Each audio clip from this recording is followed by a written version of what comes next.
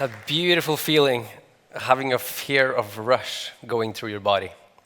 Normally, I'm standing here, and it's 1,000 meters straight down, and that fear actually is less strong than the fear of standing here in this beautiful red safe dot. I mean, I can step here, and it's totally safe. But the interesting thing with fear is that it's by far the #1 biggest handicap we humans are born with. And the problem with fear is that it stops us from following our dreams, stops us from dating the people that we would love to date, or being in a beautiful place with the people we love, either if it's through work or in either way. Fear can really separate yourself from a really amazing life. And I feel every day when I push my fear, I have so much reward after. Like, once I go off this stage, maybe later, the rush that I get, it's so much bigger than the fear itself. And to give you an example of the fear I have to deal with on a daily basis, I can show you a place. This is in Chamonix in France. It's a very, very magical jump. It's from 4,000 meters. And it took me about an hour to climb over the fence and to get myself situated, or actually handling the fear good enough that I was willing to do the jump. I knew I can do the jump, but because of the magnitude and the risk of what I'm doing, it took me some time. And here is one of the examples of that jump. Like that one?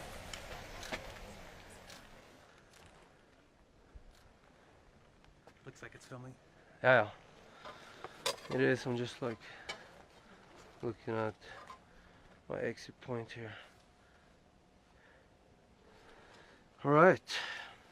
Where am I not in your way? Right up there.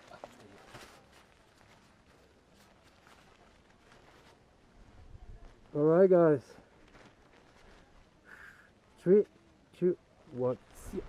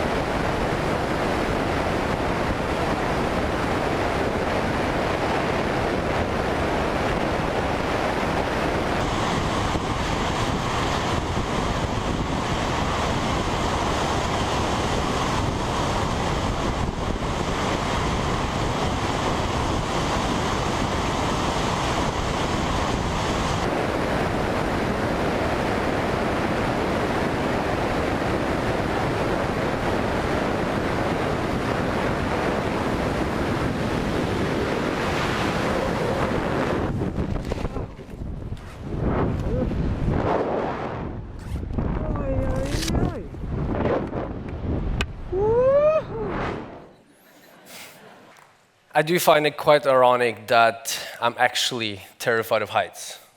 And why that is, I don't know. When I was born, I had a dream about flying. And even though when I took my first leap in a skydive, I didn't feel that fear of heights so much.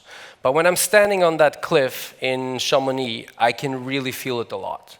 And I ask myself, like, why am I here? Like, why am I not just in an office chilling out, like going home, chill, Netflix and chill? Like, don't stress yourself. But to me, it's about changing my perception of fear and using fear as a way to encourage myself to live more fun and to have more fun. I mean, I think I have more a fear of missing out. And I have taken the fear of missing out to quite extreme levels, either if it's through skydiving, base jumping, big wave surfing, or speed flying, which is in this picture.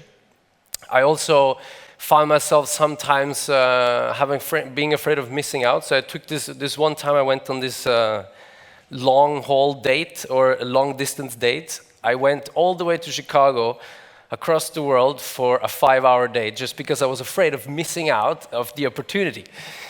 And to me, that gives me excitement and joy. And I mean, the more people I meet, the more countries I travel to, and the more I experience, the more value I bring into my own life. And even though it's scary, sometimes it's terrifying. And jumping from a cliff can be probably more terrifying than people would think that it is to go on a crazy date or to apply for a job that you feel is maybe a little bit risky in the sense of what you know. But to me, it's more about changing the perception. And a few years ago, this is actually a picture of a very dear friend of me and myself. Sadly, he died a few months ago, and this was the last jump that we got to do together over Venice in Italy. And I think, a lot of people ask me, like, aren't you afraid of dying? And I'm like, no, you know what? I'm terrified of not living. And because of that, I'm willing to take that risk on a daily basis. Because the life that I've lived today, being 31 years old and feeling that I'm on a bonus round 200, but the things that I've experienced, I don't even know how to put it into one single idea or one single thought of how could I potentially live my life if I didn't take those risks. How would it be? Maybe I would have died 3 years ago in a car accident. You never know. But for some reason, I'm still here, and I'm happy to be here. And I feel that life to me has been a lot more rewarding because I took that chance 10 years ago. I actually just passed 10 years of jumping recently, and 10 years without a single scratch, not even on my nail. Actually, you know what? That's not right, because I did break this little toe in a wind tunnel, which is supposed to be the safe thing. But recently, a few years ago, I decided to use this fear that I have built up. Most of the fear that I built up from flying, it's a very high level, and it's what can you say? Like your level of the level that you have to surpass to make something more scary is quite high when it comes to jumping off a cliff. So I have a friend, he is a big wave surfer, and even though I barely could surf, I told him that, you know what, I really, really want to get into big wave surfing. And to me, it felt like I came there and I was thinking, you know what, I'm just on vacation. I'm just on a holiday away from my job, and what I'm gonna do here is supposed to be safer. And even though, being smashed by these waves, and they can be quite violent. This wave here is from Jaws or in Maui, in Hawaii. And it's a beautiful wave. It's quite challenging. But at the same time, the feeling that you get when you pass your fear and you ride that wave and you experience it, you feel it, that feeling is so valuable. And to me, it's pretty much everything that I could possibly dream of as a little child. Because I wasn't really fearless, or I wasn't as fearless when I was a child as it is today. And this wave here is from Nazaré, Portugal. 5 minutes prior to this wave, I got a really, really bad beating. It was I got one of those straight in the head. And I'm a small guy.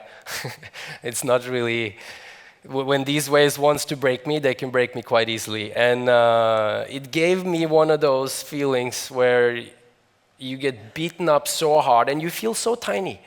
You feel tinier than you can't do. Yeah, it's hard to imagine, but it drags you down, it pulls you down to a very, very dark place. Because it goes deep. The wave itself is maybe 10 meters high, and when he pushes you down at least the same height, as well as being very violent and rapidly in terms of my upper body went one way and the lower body the other way, so I definitely managed to do some some good cracks. And but the feeling when I came back up, I said, you know what, I should take a break, you know. And then my tower, the guy that put me in this wave, he said, no, there's a big set coming. Get on the rope, get on the rope. And I was like, no, please, like, I want to go home. And of course, he put me on the wave, and I rode it. And now that I can look at it and look back at it and think about the feeling that I had, of course, it was worth it. I had to push my fear. I was terrified. But I managed to do it. And sometimes, you know, in my work, normally I will do jumps more as a training thing. But when it comes to my work, sometimes we have to do commercials, or if there is a Hollywood production and you know that there's a lot of money at stake, not only do I have to face a fear that is linked to jumping out of a helicopter or jumping from a cliff, but on top of that, you have a pressure from a client that is expecting quite a lot from you. And you know that, okay, now you have one shot and you're going to do this insane line, and you have the helicopters in the air and all the cameras are rolling and people are expecting so much and they're thinking, oh, it's going to be the greatest. And everyone believes that, you know, this is no problem, nothing can go wrong. And of course, on those days, I'm more like this. And again, then I ask myself, why did I even choose that? Like, it would be better off to just sit at home and relax. But as soon as I land, I remember exactly why I do what I do. And this video here is going to be an example of a very, very good day at my office.